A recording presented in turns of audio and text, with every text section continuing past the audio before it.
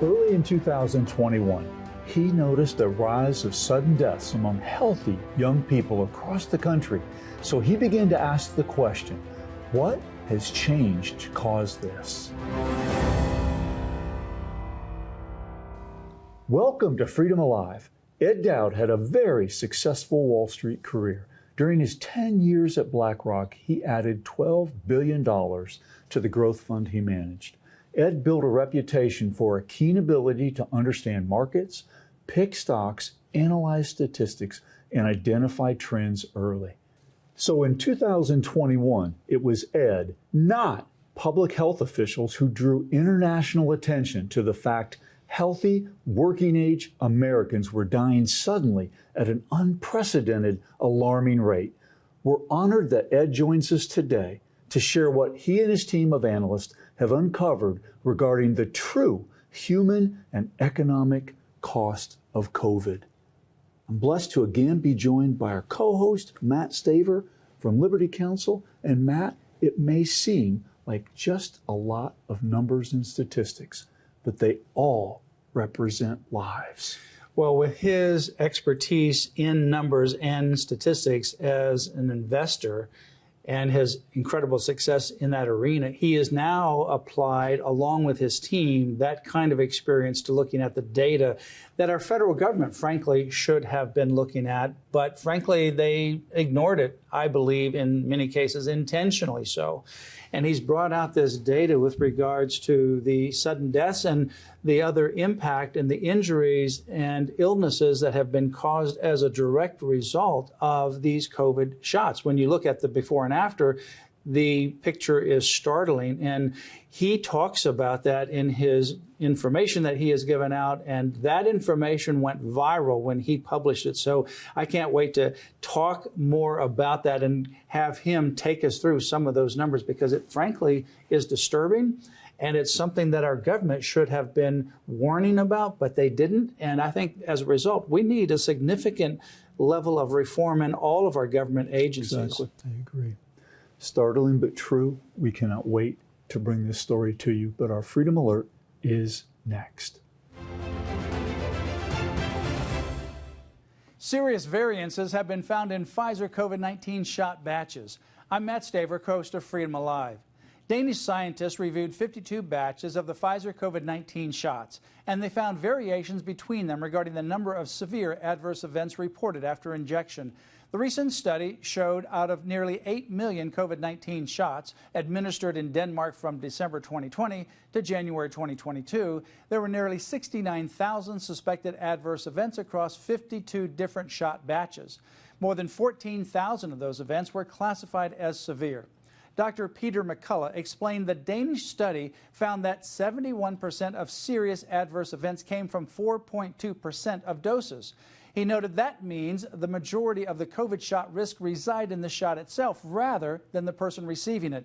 These experimental shots have never been safe nor effective. Up next, Matt's interview with Ed Dowd. I'm pleased to welcome our very special guest to Freedom Alive, Ed Dowd. And Ed was a former Wall Street analyst and BlackRock portfolio manager. But then he got into research regarding the statistics of people who were suddenly dying. Welcome to Freedom Alive, Ed. Thanks for having me on today, Matt. I appreciate it. Ed, going from someone who's a portfolio manager who actually added $12 billion with a B dollars to the growth fund of BlackRock to this statistics, how did that transition happen? Because you were in, at the time of COVID, this financial management portfolio working with BlackRock. What made you move into this direction to look at these statistics? Well, I left BlackRock over 10 years ago, living on Maui, entrepreneur, starting new firms. Look, what I do is pattern recognition and following trends and being early to trends. And what we're seeing with the data that I've discovered is a new trend of excess deaths, sudden deaths amongst especially young folks, disabilities exploding, and injuries, lost work time. And it's just, this is what we do on Wall Street. We try to get to conclusions before everyone else. So when the vaccine was introduced in 2021, I started hearing anecdotes, and that piqued my interest of people suddenly dying and having adverse reactions. So I had a suspicion that there might be something going on with this new product that was never a new novel technology that was never tested on humans until it was rolled out, basically. And I hooked up with Dr. Malone, who came to a protest here. I was very heavily involved in the anti-mandate protests. And I told him I'd start monitoring financial results of insurance companies and funeral homes.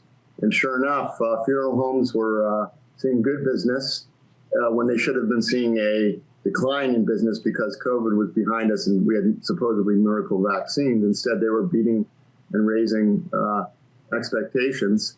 And insurance companies were taking on losses, especially in their group life policies. So from there, I got a media profile from my early data and assembled a team together, started a new firm with some gentlemen in Portugal who are PhD physicists. And we've been doing something called the Humanity Project. I wrote a book, Cause Unknown.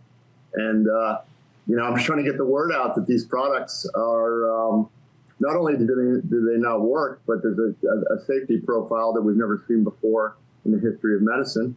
And despite the media censorship and the government cover-up, we're just going to get the word out to the masses so they understand what's going on, because eventually this will come out. Mm-hmm. Unfortunately, the deaths and disabilities and injuries are so large that they can't hide this for too much longer. I want to get involved in some of these startling statistics, but you used your analytic background looking at trends from the financial world that you'd been in for so many years before this, and you saw some of these situations. You applied it to this issue of COVID and what was causing some of these deaths. Why do you think this was not also or is not also being done by our federal government? For example, the FDA, the CDC. Wouldn't we think naturally that they would want to be involved in protecting our public health and doing exactly the kind of research you did? But they haven't been doing that. Yeah, so let's go back to the 1970 swine flu vaccine, when we had regulatory agencies that worked. We had 25 deaths in that vaccine, and they pulled the product. In VAERS, before we even get to my statistics, in VAERS, the vaccine adverse reporting system, there's over 17,000 deaths that have been registered due to the vaccine, and we're still continuing this horrendous experiment. So the question is why? Well, you don't need to be much of a genius to understand that perhaps the regulatory agencies have been captured. I look at simple things like 75% of all the budget for the pharmaceutical approval division of the FDA comes from the pharmaceutical companies themselves.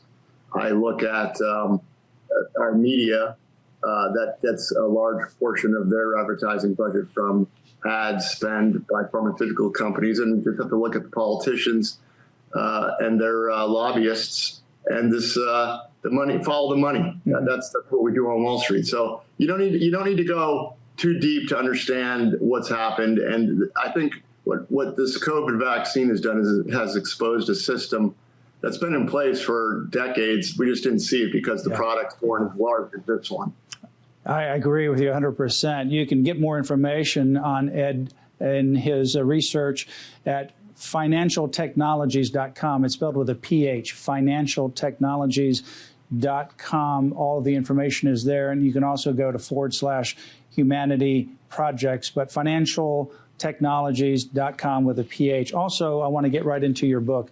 And this is the book that contains your research, Cause Unknown, the Epidemic of Sudden Deaths, 2021-2022.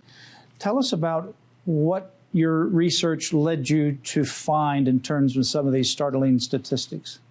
So in the book, we don't make any comments in any individual case. We don't try to figure out why they died. It's usually no one knows why they died. Mm-hmm. But we look at some statistics from a study that was done in 2006 by the Lausanne, Switzerland Institute, where they tried to figure out, how often do sudden athletic deaths occur? And over 38 years, they found 1,101 cases under the age of 35 globally. And that's about 29 a year.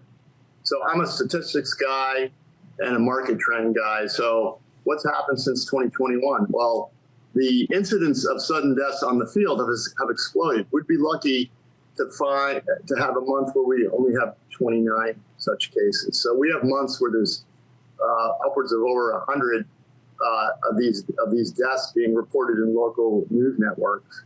So as a Wall Street guy, you can say, did sudden deaths occur before COVID vaccines? Sure they did, but they were very rare and they were a big deal. Now they're happening with the frequency that in my book alone, again, the list for my book is not exhaustive. It's just a sampling. That's an increase of 10 to 12 times what was occurring before 2021. Statistically, that's just insane and impossible. And so something's happened. What happened? Well, we speculated it's the vaccines. And then in the book, I go into the metadata. So, we can say that what you're seeing around you is not normal. And then we go into the metadata and we look at actuarial results. We look at disability data. We look at other countries.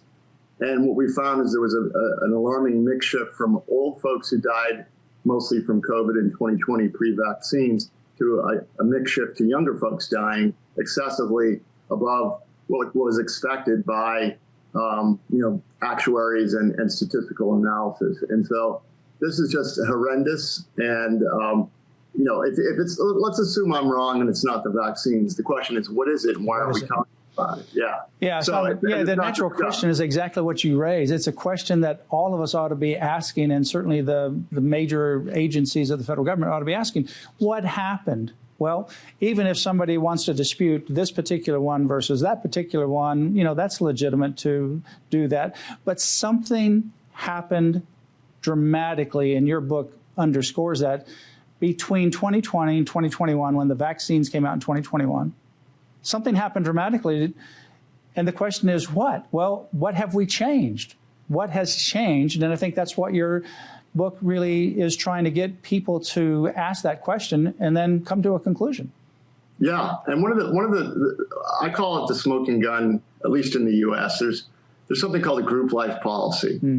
And this is something insurance companies give to folks who onboard the Fortune 500 and mid-sized level companies. It's an HR benefit. So normally, I've done this many times. When you switch firms or you join a firm for the first time, you sign your healthcare form and you pick a PPO or an HMO. Then you go over to the next form, which is your group life, death, and disability benefit. And you sign your name and you name your beneficiary. If you're married, it's your spouse. And if you're not married, it's your parents. So this is just you only get 1 or 2x your salary should you die. And it's really kind of funny because when we all sign these, we laugh about it because you don't expect to die in your 20s, 30s, and 40s. Well, something mysterious happened to the group life policyholders.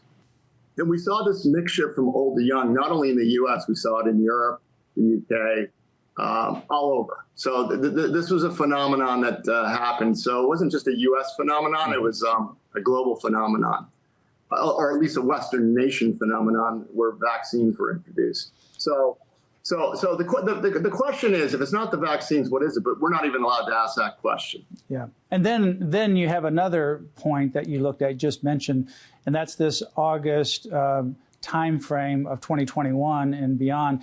And that's when these mandates started to come out for students going back to school. When they were returning to school in August, they got the mandates just a few weeks ahead of time. We've still work with students at Liberty Counsel regarding these mandates.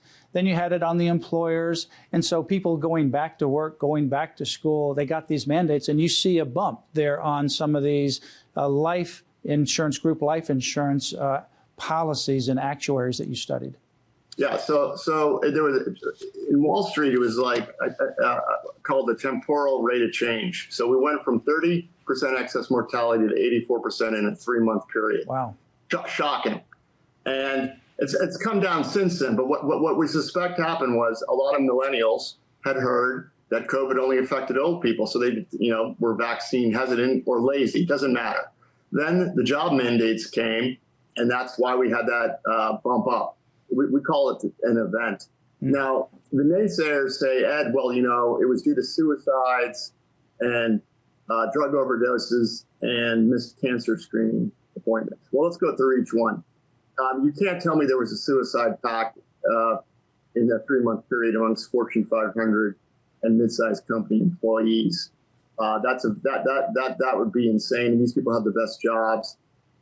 Life's pretty good if you don't decide to off yourself in mass.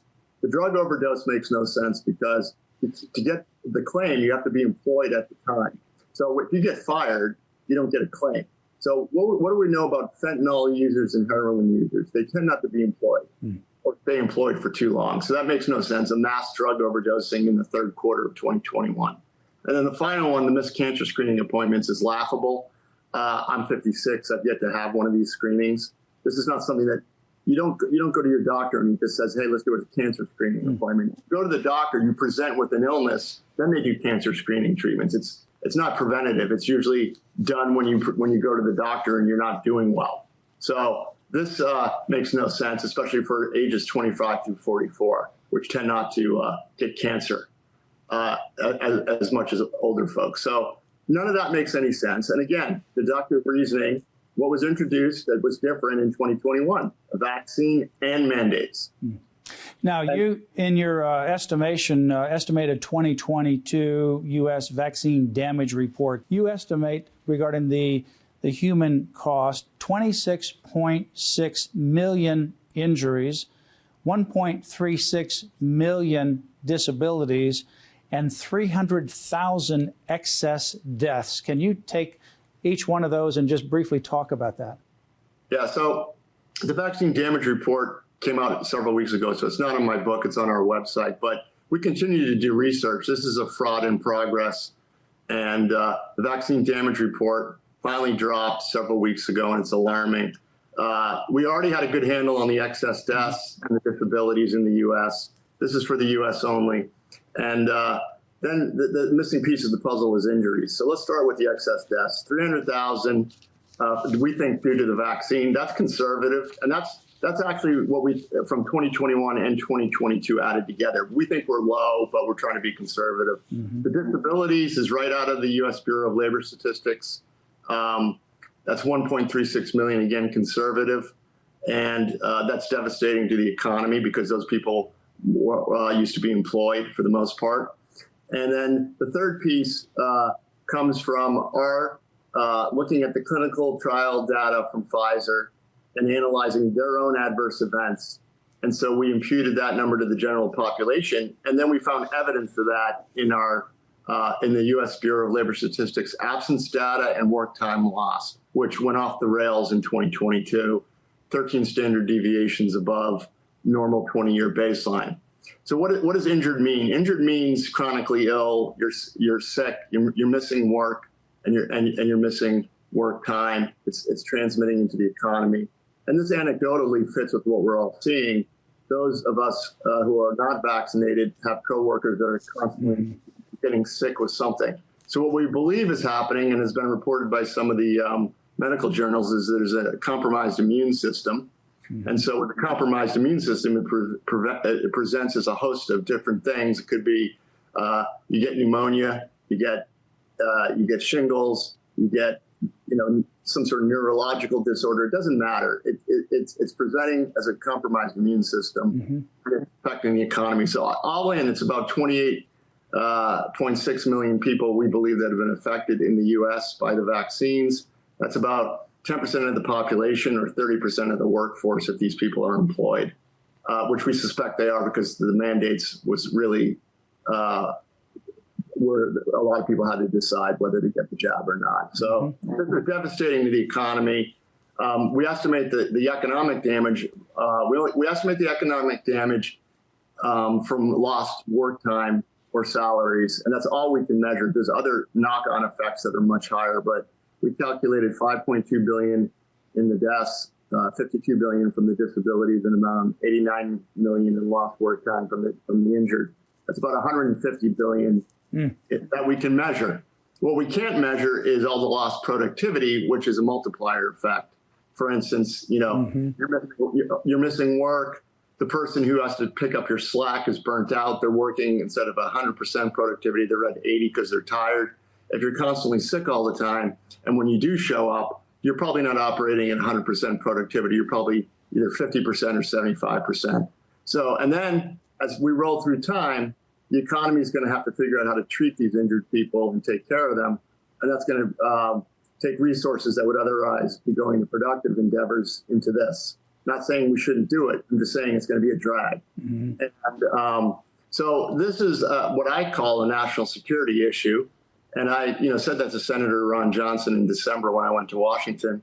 And unless this is taken care of, my friend Colonel Teresa Long, one of the whistleblowers in the military, who's a doctor, she, when she heard about the vaccine damage report, she called me personally and she said, I'm seeing what your report says, dead, disabled, and injured. And given also the lack of recruitment efforts because of the wokeness of the military and vaccine hesitancy, she says, if these trends continue, we won't have a standing army in 5 years. So we need to figure this out quickly. Yeah. Your estimated 2022 U.S. vaccine damage report can be obtained at financetechnologies.com with a PH, financetechnologies.com. That's where it is. You have a lot of other information in your book, but you're still providing additional research and information. That financetechnologies.com will continue to provide more information. Your numbers, Ed, are startling, and I think they startled the world, frankly. You got pushback. But I think I agree with you. They are conservative. I think that as startling as these numbers are, they're huge numbers. I think they're just the tip of the iceberg. Rasmussen Reports just recently had a survey, I think, that supports your numbers by and large. And they said, I think, 10% of those individuals surveyed said that they know somebody in their close family relationship. So not friends, not acquaintances, but a close family member who they believe died because of the shot, 10%.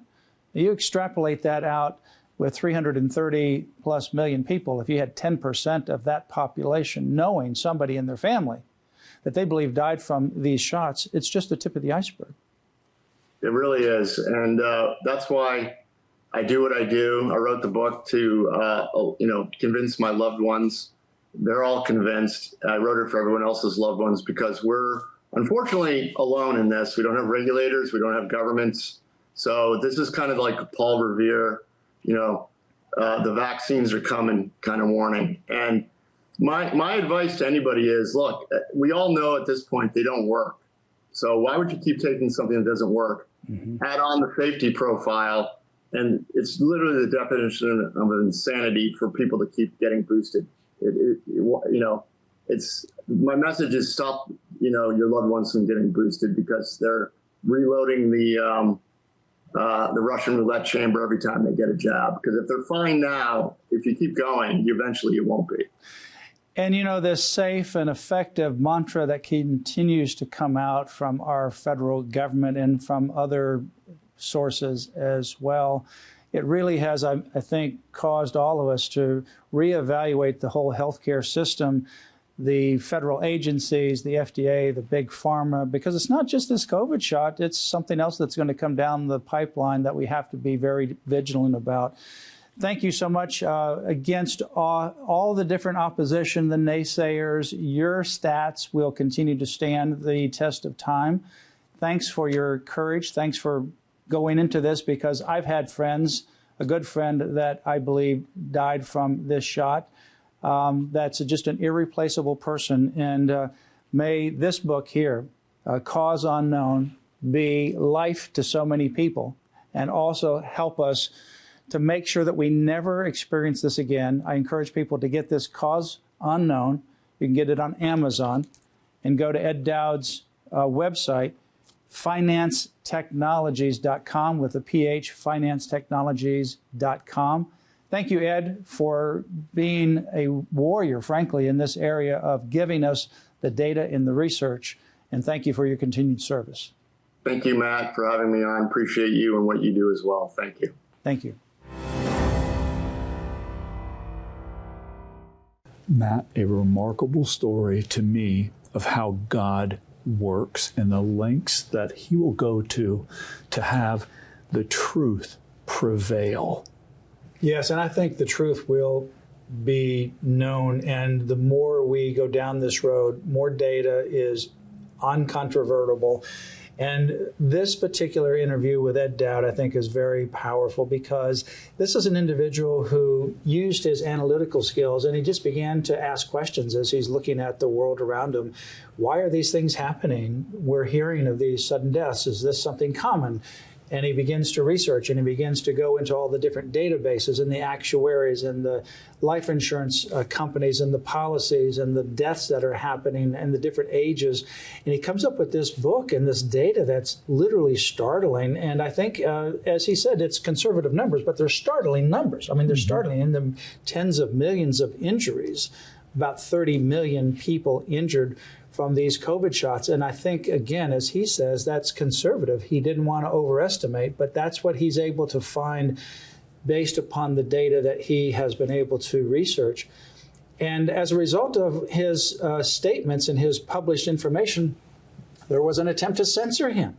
Exactly. But you can't continue to hide the data. You talk to any people that are in the life insurance industry, and they will say that their policies of claims of deaths on life insurance policies have exponentially exploded. And it wasn't in 2020. It was after the COVID shots came online. Yes.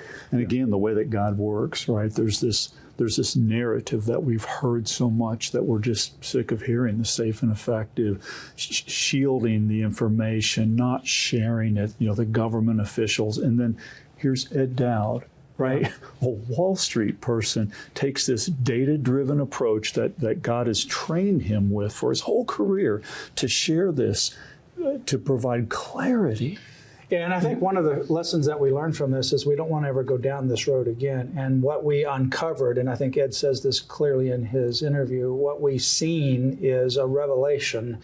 The blinders, if you will, have come off because we begin to see clearly that some of our agencies like the FDA, CDC, they're captured by Big Pharma, the agenda of Big Pharma, the censorship of the media, how much influence Big Pharma has. And it's not going to end with this COVID shot, as bad as it is. And there's certainly other people that are continuing to suffer from it. But it's going to go beyond that because Big Pharma's not going away. And Big Pharma wants to make money. And Big Pharma doesn't want you to know about the adverse situations, particularly when they roll out another vaccine to get you injected. So we must take notice and never go down this road again. Absolutely. Can never go down this road again. I'm thankful that we were able to bring this story to you with Ed Dowd. In closing, remember Ephesians 5, verse 15, which says, "Be very careful then how you live, not as unwise, but as wise." Our freedom is a gift from our Creator. We must never forget that and always protect it. So join us here next time, where you will hear victories as well as ways you can stand up for your priceless freedom. Join us again for Freedom Alive.